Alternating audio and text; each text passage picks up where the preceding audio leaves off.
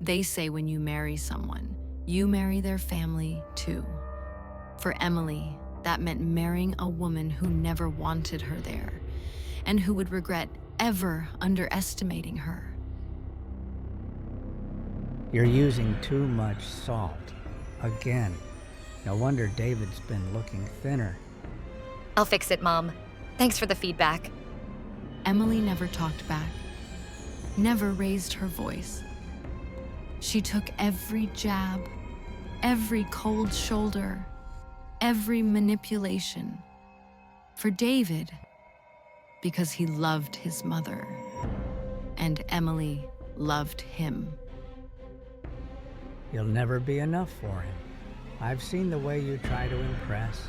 It's pathetic. I'm not trying to impress. I just want peace. Peace. In this house? That's not your call to make, dear. Emily prayed, cried quietly in bathrooms, but something inside her was changing. A shadow growing roots in her silence.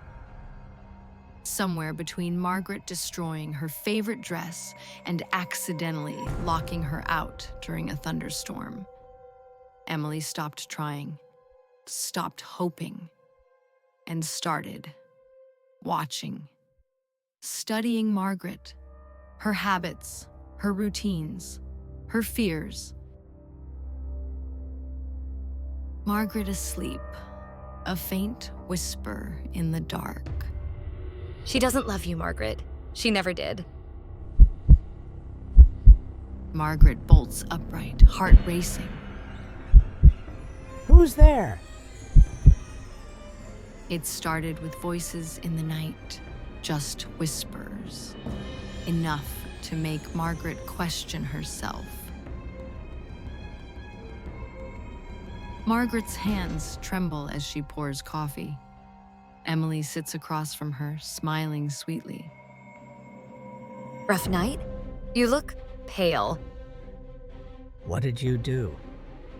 Me? Oh no, I would never. Margaret hears footsteps that aren't there. Mirrors fog when she walks by. Family portraits slowly change. Emily's smile turning sharper, eyes darker. Margaret had been cruel for years.